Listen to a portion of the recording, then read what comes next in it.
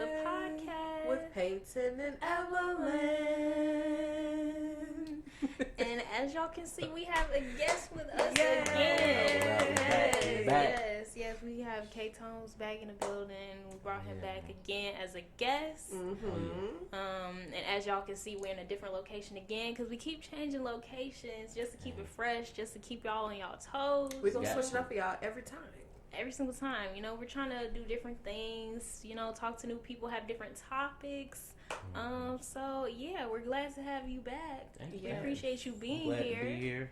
Yes. I'm ready to, you know, talk about some topics and chop it up with y'all. So Let's do it. Yeah. Yes. And if y'all didn't know, once again, I'm going to let y'all know that this is the person that we went to, that if y'all listen to our intro, that's the beat. So if y'all want to hit him up for beats or anything like that, make sure that you go check him out on Instagram. Hey, check me out, you know what I'm saying? That's K_Tonez. That's Tonez. I make beats, I produce, I sing, I make music, all of that. So check me out, hit me up. I'm open to collab with anybody and everybody, so. Yes. Hey, let's go. All right. Let's go. So, yes, today's topic, it's not going to be as serious, y'all. It's going to be a little bit more silly. Because, you know, we try to switch up the topics of the conversation. And this person has just been in the social media limelight for a while now. I feel like for all his craziness that has been going on. And I just feel like we need to talk about it because we never got a chance to talk about it yet on this podcast. And we also want it from a male perspective because we want to know, like, how do you feel about this? So, y'all, if you do not know, the person we are talking about today is going to be Nick Cannon. Nick Cannon. That's who we are going to be talking about today. It's okay. It's okay. You know, listen, I know everybody had their different point of views about him. Some people, you know, feel like he's doing a little too much. Other people are like, let him live his life. You know, this is what he wants to do. Like, that's what he want to do, and he have the money to do it. Then he should be able to do it. Yes. So, I mean... Disclaimer, no judgment, right? Everything we're saying, we're not judging him. He can do what he wants. We don't care. He's grown. But we're just, you know, he puts himself out there, so obviously we're free to give our opinion, right? We're going to talk about it today. You know, just a little kiki, just a little cat. We're going to talk about it today. So, I'm going to ask you first, because how do you feel? Man. I mean, as a man, what is your, like, how do you think about that? Like, do you think it's right, in your opinion, for someone, I guess, because the controversy is like, should he keep having more kids without having time to get to all of his children?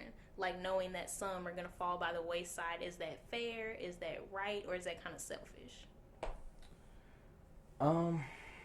So initially,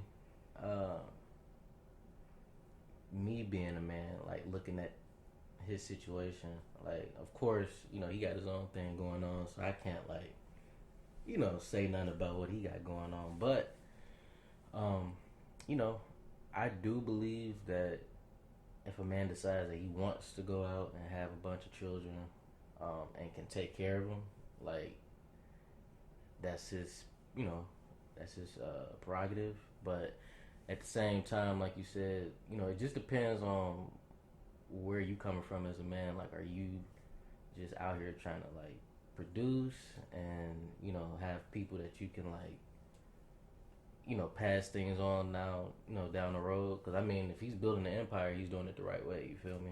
But if you are looking to be a father figure and somebody that, you know, that you can be there to be in your kid's life, looking at it from that aspect, I don't really think having a bunch of kids is going to work out. Especially, and I know Evelyn said, they don't really, like, know each other or something like that, or they don't talk to each other. They don't speak. So, I mean, me knowing that is just like, I don't know, like, that just, it does seem a bit like controlling, like, that aspect of it, where none of the kids, like, talk to each other. Because if I was in that position, like, I would want, you know, the kids to know each other and to communicate, hey, this is your brother, sister, blah, blah, blah. But, I mean, I don't know if he's doing it for, like, the baby moms. Like, if he just don't want it to be, like, clash. Drama and clashing and stuff like that, which I could see that. But I think there's a way to do it without it being crazy. You know what I'm saying? For the kids to be able to get together and know each other. But, and I don't know, maybe he's just waiting for the time to do that. Yeah. Like, maybe he's like, right now I'm just gonna do, what I feel like my calling is, and then when it's time for them to all come together, maybe I'll do that at that specific time. But yeah, I don't know. I mean, he obviously can take care of them. Like, they're not gonna be struggling financially. But yeah, as a father, like, having somebody physically in your life, that does change the whole dynamic of being a children growing up in this world, especially nowadays. Like, I feel like a 2-person household is definitely important, in my opinion. So, but I don't know. What do y'all think about it? Maybe I'll chime in on, speak y'all truth. You feel? Speak your truth. I would say, like, I think there's a way to go about it. I do know for a fact that he said multiple times he'll never get married again. So that's definitely not a goal for him to, I guess, have like a 2-parent household in that type of way. Yeah. That's not what he's interested in. Okay. So I can understand that because that's not what he's interested in, that we're not going to see that, like, that, like, quote unquote 2-family, like, marriage type of household situation come from him. So because of that, you have to think about it a little bit differently, since that's not what he wants. And then on the other end of it, I know that, like, the women don't really like to talk to each other because they feel like, well, at least one of the women, when I was listening to her on the podcast, because she said she feels like she's in a separate relationship with Nick Cannon. Like, they all feel like they're technically, like, in a relationship with him, and they understand their relationship with him, and they feel like they don't need to explain that to nobody, because basically they're saying, like, it's one of those situations, kind of like, I feel like the Diddy, like, Young Miami thing, like, we're together but we're not together, and I don't need to explain it to you because I don't know if y'all want to get into that's a whole other that's a whole other topic. I've been hearing stuff about them, because that's like one of those situations of, like, we're together but we're not together, but I don't need to explain nothing to nobody else because me and this person understand what's going on. So it seems like that's what he has with all these women. Like, he's with them but he's also not with them. Like, it's like, you're my person, but you don't hold control over me to where, like, we're committed to a point of, like, oh, you have to always be with me, like, it's only me, I'm the only one. And I guess they all have that understanding because they continue to keep having kids with him. Like, some of them have, like, different children of different ages with him. So apparently they all have this, like, type of understanding where they get it, and they said, like, we have all separate relationships, so it's not like we're, like, sister wives because I don't talk to these women.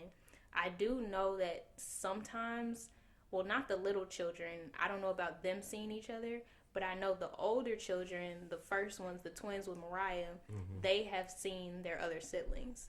Because he'll have the twins, and he'll post the twins with, like, he'll be like, oh, this is the twins with, like, their new little brother or their new little sister.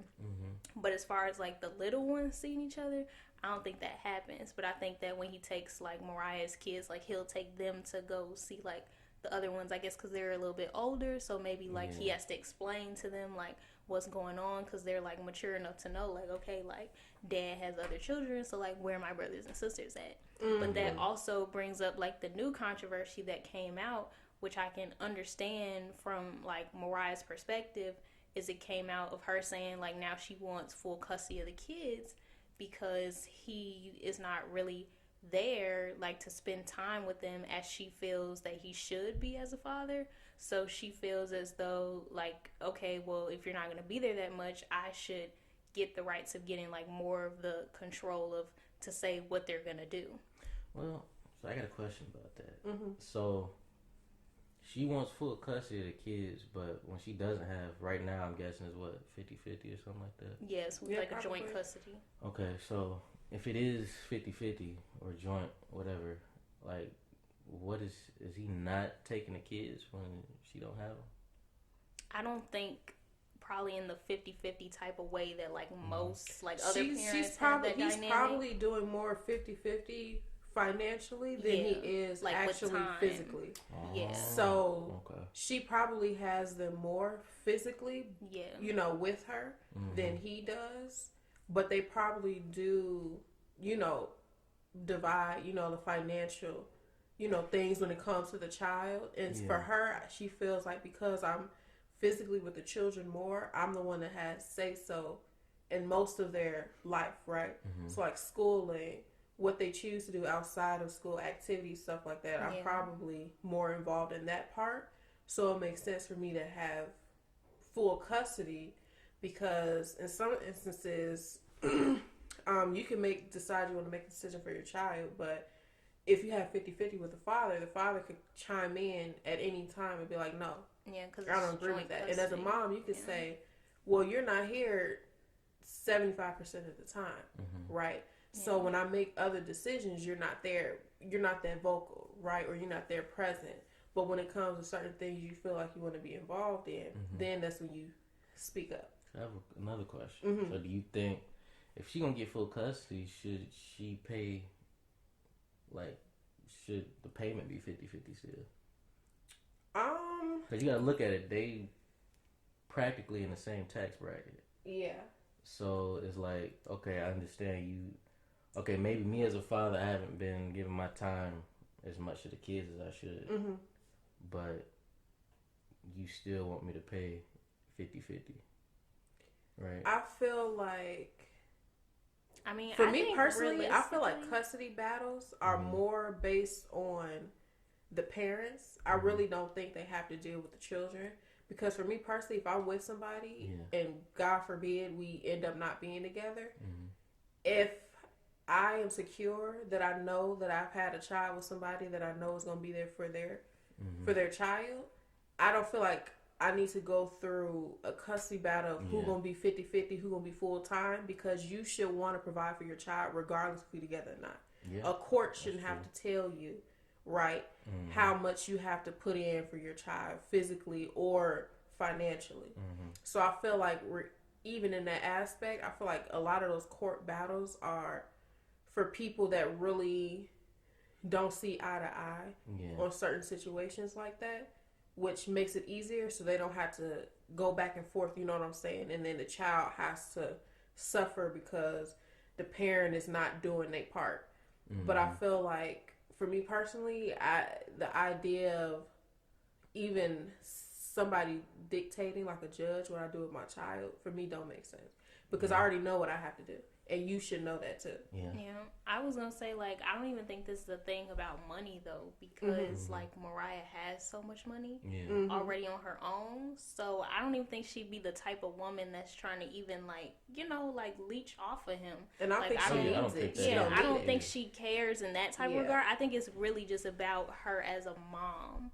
Like, as, like, probably, like you said, making decisions.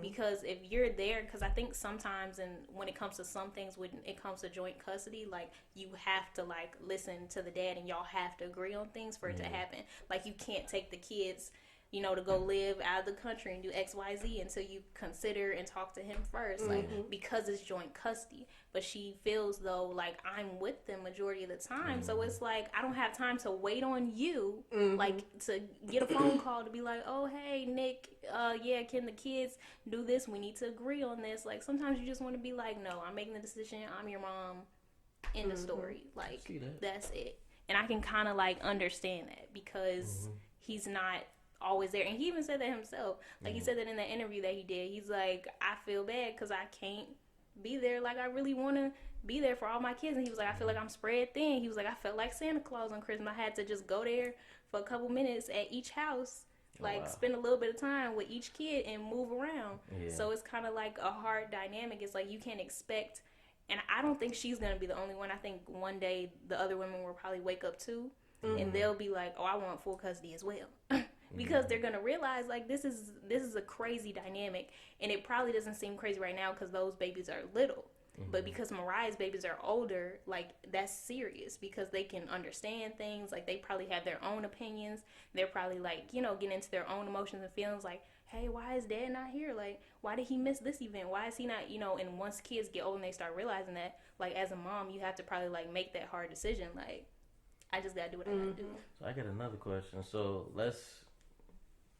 if we were to cast judgment, which I wouldn't, but let's say we are saying what he's doing is the wrong thing, do y'all feel like in situations like Nick's, where do you think the responsibility lies as far as like why it got to that point? Like, do you think 100% of that lies on Nick, or does 100% lie on the women, or is it 50-50, or like, what do y'all think?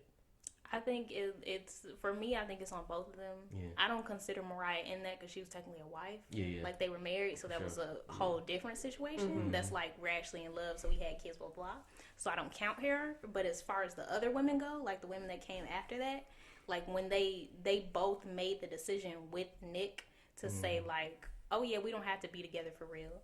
Like, we can just kind of, like, do this thing, go with the flow, have kids, and, you know, whatever. You do what you want to do, I do what I want to do. If we want to keep meeting up, doing what we want to do, and have more kids, then congrats. So each person kind of made their own adult decision. Yeah. So I feel like the blame is then on both parents in that situation. Because it's kind of like, well, y'all kind of made that decision together. So the kids. A lot of things I've noticed with children where their parents are, like, celebrities or, like, have that famous quote-unquote status, a lot of children feel like they missed out on a lot of things with their parents.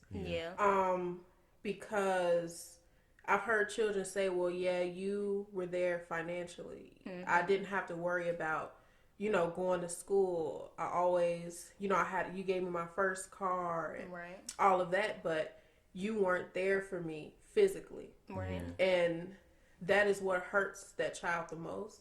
And that's what really, like, you know, forms, like, their relationship with their parent and how they feel about their parent as they get older. Because when you're a child, you don't have a choice but to go along with what's going on. Because, A, you don't have a choice, and B, you don't know right from wrong, right? You don't know, you know, when a situation kind of is making you feel a certain way, and you know how you can vocalize that at that age. When you get older, that's when you are able to do all that. And that's what I see mostly from those type of situations.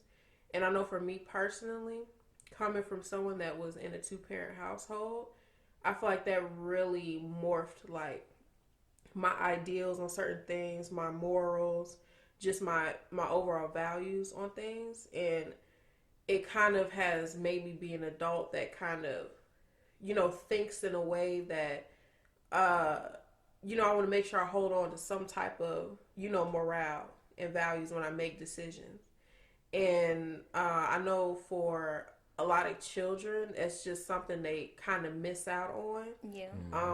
When you don't have that physical and even emotional interaction with a parent. Just being able to sit down with your parent and say, I'm feeling this way. What do you think? What can you tell me about the situation at this moment? Right? You have a child that kind of will have to wait and sit on something for some time because their parent is not able to be there for them at that moment. They probably won't be able to get a hold of them 2 weeks into, you know what I'm saying, certain situations. And that kind of is traumatic for a child, really. Because they're like, I just want to talk to you. That's all I want to do. And I can't even do that.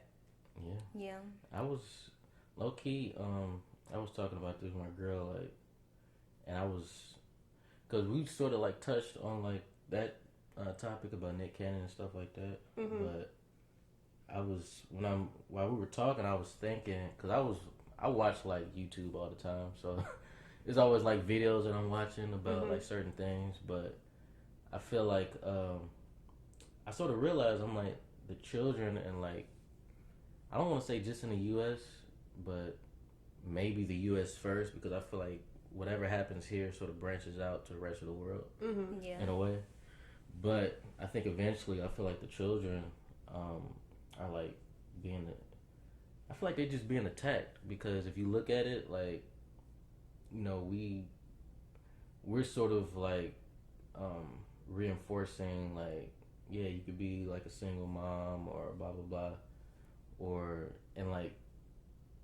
and a lot of things are happening right now where kids need 2-parent households. Like, they need the perspective and the whole, you know, and I don't want to be political, like the whole, you know, gender thing and stuff like that, but just kids need a perspective from a man and a woman. And, you know, whatever decisions are made after that is cool. But I think now we go into a a situation where like I don't think kids is gonna have a really good future. Like I feel like a lot of these kids growing up, it's gonna be bad. I mean, between social media and a lot of kids suffering from depression and stuff like that, like who they gonna be able to talk to, who they gonna be able to run to, you know what I'm saying? If you got one parent and they working all the time, because they got to provide financially, that leaves you open to any and everything. So I really do feel for these kids that's coming up, because it's like, man, they being exposed to so much, and there's no filter. There's no filter at all. And I also feel like I don't want to say two-parent households and then disregard the families where you have a mom and a dad that don't live together, but they still make sure that their children have a foundation, right? That they grow up on. Because you can have a child that doesn't necessarily grow up in a two-parent household, but they still have two parents where they can go to this home and it makes sense. And they can go to the other home and it still makes sense, right? Because the parents decided to cohesively work together and make sure their child is brought up in a certain way where they, can go out into the world and be, add to the world, not take away and be a menace, right? So you still have that dynamic. Sort of, you still have that dynamic. So that's not to say that in Nick Cannon's situation, it's not about him having all these kids and not being married or being single. It's about him being basically absentee, right? That's the problem. It's not that he's single and not married or he's choosing to have all these children. It's about him not being able to be there and basically could somewhat at some point be a deadbeat, right? That's the problem right there, is not being in your child's life the way you're supposed to as a parent, regardless if you're with the other parent or not. Right? I think it's sad too. A lot of men sort of getting this. I don't know. Sometimes maybe it's just social media nowadays, how they sort of portray things. But I think a lot of men get in their head where they're like, oh, they're being, cared for financially, like, and that doesn't really equate to being like a father figure, I mean, you can provide and they could be good money wise, but what values are you teaching them? Like, what experiences are you giving them throughout their life? How are you helping them day to day when they come home from school and somebody picks on them or somebody says something to them that they don't really understand or can comprehend? Like, how are you conveying that to your children? So other than them learning that from kids at school or other people outside of the house, you know what I'm saying? So and I also think people don't realize, outside of talking to your child, modeling for your child what to do and not to do. A child looks at everything. People really think children are at a level where they don't comprehend certain things, but children are very smart. And not only what you say to a child, but what you do in front of the child dictates how they, operate and say and do certain things. So you have to be mindful of not only being someone that speaks in a way and speaks to your child where they can understand and be there for them, for someone to talk to, but also showing them what's the right thing to do, the right way to carry yourself, the right way. You know what I mean? Because God forbid, Nick Cannon, he has a son, and the son sees him. I'm not trying to be bogus, but she gonna say something crazy. But the child sees him as this person that's like, okay, he's a boss, right? He has money, he has all these things, but he's just going to be another person, right? That models that behavior, which to me, I don't really think is the right way to navigate when you decide to have a child, right? People don't realize how serious that is. When you bring a child into this world, that is no joke. It's not like you went to the store and picked up a gallon of milk, right? You had a child that has real DNA they bleed, they have feelings, all of this stuff. People don't take that consideration. This is a big deal. So to just throw that around, to just, you know what I'm saying, have all of these tiny human beings all over the place, it's kind of crazy to me.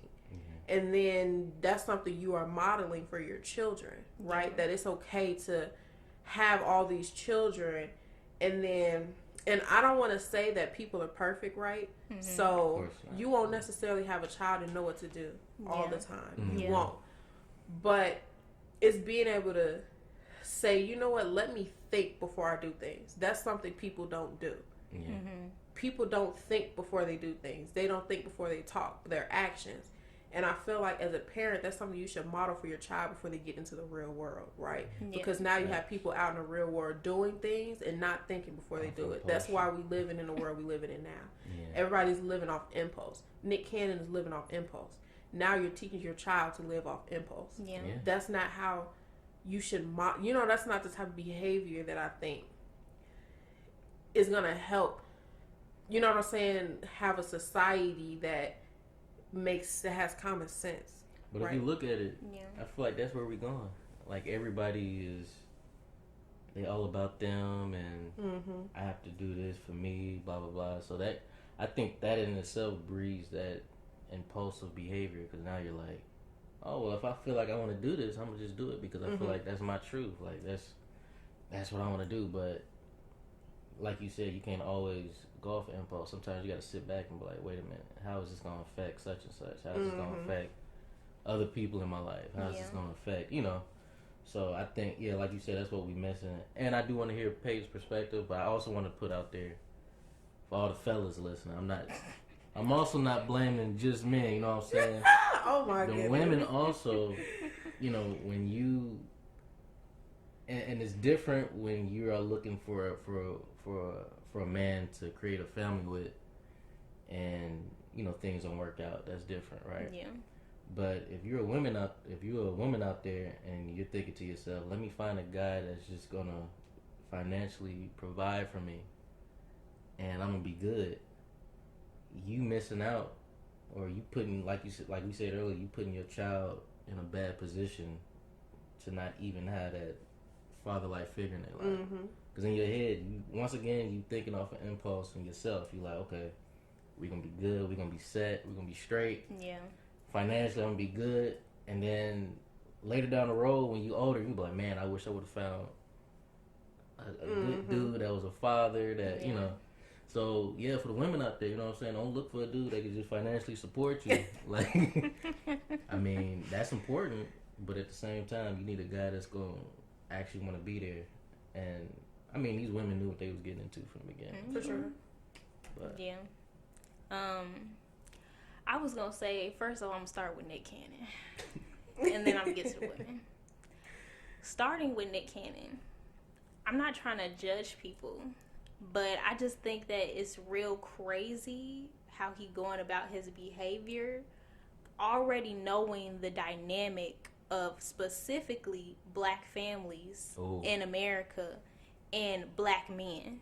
Facts. So I just want to start there, because I'm not trying to judge him, but I feel like he is always the first person to get on a podcast or something and speak about like black people leveling up and Dr. Sabian, this is what y'all should be doing and blah blah blah. And I think that's a very beautiful thing. I think that's wonderful.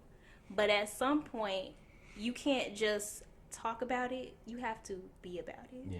So you talking about all these great points, giving people amazing advice about what to do in the black community, how to level up, how to boss up. That's wonderful. But when are you going to look at yourself and look at your behavior and look at your actions and look at what you're doing and how you're affecting your own black family? That's what you got to pay attention to as well. You can't just tell other people to change what they're doing and change their behavior and then you're acting a whole other way. Because people not going to listen to you. They're going to see it as a joke. They're going to be like, why would I listen to that? Like, you don't even take your own advice. So that's just number one with Nick Cannon. But then on the other side of the women, not specifically talking about Mariah, because like I said, her situation was a little different. They were married, so she wasn't just like with him having kids for just nothing. Yeah. But for the other women, whatever happened to y'all, it's kind of like y'all deserve whatever happened. Like, not to be rude, but it's kind of like y'all deserve whatever happened. Mm-hmm. So whatever happened in the future, if, you know, he changed his mind about y'all and, you know, he don't want to be with y'all, or, you know, y'all thought it was something more than what it was, or, you know, whatever ends up happening when people's feelings get hurt, you can't cry about it later. Because I can't stand when people, they want to get on the internet later and then these women want to cry about what the man did to them. No, baby, don't cry about it. Because you made that decision. You were grown. And people told you don't do that. Okay? Because as a woman, at the end of the day, you need to respect yourself and have some self-worth. And say that you deserve more and that your children deserve more. But if you can't do that, then don't cry about it when the situation don't go your way later on. Mm-hmm. And that's what I got to say about it. She had that built up. She did. No, that's facts. That came from the belly. You know what I mean? That's what I got to say about it. That just happened.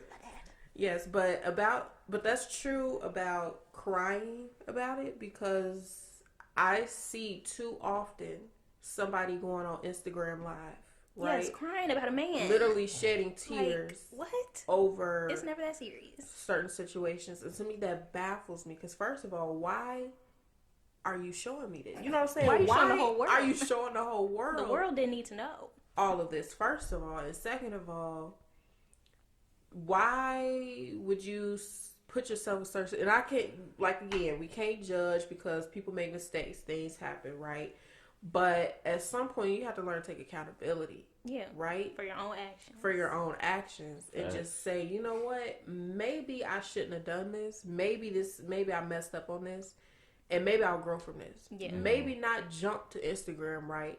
Or Twitter and have an all-out beat. You know what I'm saying? Yeah. And project it that way. Right. End up on the shade room. Yeah. And go in the shade room. Like what? And end up, you know what I'm saying, on somebody's reaction channel. Right? Yeah. And then feel like the world is the problem because we're talking or pointing out certain things, right, that you have done. You have presented this for the whole world, right, in a certain way. And the issue, like you said, people, it's something you said. I forgot what you said. But about, like, you know what I'm saying, about the child. And like you said, people are kind of bogus to children. You know what I'm saying, to a certain extent, because you as an adult have decided to make decisions, and you were supposed to be able to hold yourself accountable, right? So your child doesn't have to be affected by the decisions you have made, right? Yeah. Now your child has to be affected by the decisions you have made because you have not said, you know what, maybe I shouldn't do this again. I feel like after the fifth child should have been, you know what, something not right. Yeah. Maybe I need to figure out what is going on with me that's making me make these decisions. Mm-hmm. Right. You gotta look at it too. The fifth and sixth baby mama, they not looking at that, which is sad. Apparently, because it's there for you to see, right? Yeah. So it's like you making these decisions once again off of impulse. Mm-hmm. You know, you saying, you know what? I know we're going to be good. We're going to be taken care of financially. And whatever happens after that. And that's not how it's supposed to be. And accountability, listen, people, accountability is the best thing you can have as a human being. Like, there's nothing better than accountability, because at the end of the day, you know, everything isn't in our control. Mm-hmm. Like, sometimes things are out of our control. Yeah. But one thing that you could always do is look at yourself and be like, you know what? Why am I in this situation? And how can I get out of it? Like, what can I change about me first? Mm-hmm. Right? Because a lot of times what we project out comes back to us. Mm-hmm. You know what I'm saying? So a lot of times while we running into certain people, or while certain people doing us this type of way, or why certain things keep happening to us, is because it's something that we projecting out or something that we're doing. Mm-hmm. So accountability is very important. Self-reflection, you know what I'm saying? So a lot of people ain't got that today. Yeah. You know, and there's a saying years ago, people used to say clout is a hell of a drug. Mm-hmm. And man, it is. They doped out right now. They doped out right now. They doped out. It used to be back in the 80s, you know, you had the crack, the crackheads and everything, and then you got crack babies. Now we got the clout babies. We have clout babies in the future, boy. Because everybody, it's so sad. Everybody do stuff. They go, first thing they do, they run to the internet. They want to make a fool of themselves or make a fool out of somebody else. Yeah. Because they think they can capitalize off of likes and follows. And it's crazy, man. Yeah. It's really crazy. Yeah. And that's why it's so good to have a relationship with God. Yeah. Because I'm so serious, because I can't lie and say I'm perfect. There's some times where I can't see where my fault is, right? Yeah. I'm like, okay, I feel like I'm so right sometimes, right? And can't nobody shake me. Yeah. But that's why it's good to have a relationship with God, because that literally humbles you. Oh, yeah. That will humble you to your core. Because first of all, you're going to remember, I don't want to go to where I will end up if I don't do what I'm supposed to be doing. If I don't walk the right path. Now that's scary. When you read your Bible and know what the end of the end means, that's going to make you act right? But it's so good to have a relationship with God, because sometimes you may not know that you have fallen, you know what I'm saying, to a certain place in your life. Yeah. And you literally cannot shake yourself and say, Evelyn, Chris, or Paiton, that's not right. You can't do that. You think you're doing right. You don't realize it's wrong. That's right. And that's why having a relationship with God really is going to put you in a place where He will literally talk to you and say, you know what, I don't think you need to be doing that. That's not where you need to go. That's not the room you're supposed to be in. That's not the people you need in your life. Yeah. That's not, you know what I'm saying, the words you're saying, the message you send to people is not what you need to be sending people right now. That's not you. That's not what I called you to do. That's not what you're supposed to be doing as somebody that's following me, right? Somebody that's supposed to be, you know, a model of what I say, what I do. You're not supposed to be doing that. Yeah. So it's so important to have that relationship, because as humans, we're not perfect. We're not. We're gonna make mistakes. Unfortunately, free will. We didn't ask for it, but we got it. I like what you said when you get in that situation, it's hard for you sometimes to even like pull yourself out of that situation because you're in it. Yeah. You know what I'm saying? So sometimes you have to look at something outward, like outside of yourself, to be like, okay, am I going the right way? Because when you just looking inward into yourself tells you lies all the time. Yeah. You know what I'm saying? Like, we live in illusions sometimes. So when you had that base, when you got that North Star, when you got, you know, something. Listening is available on Spotify, Apple, Amazon, and YouTube. Don't forget to leave a positive review, subscribe, and follow. For more content, follow us on Instagram at Champagne Chanel Pod. We appreciate the support. Catch you in our next episode. Bye.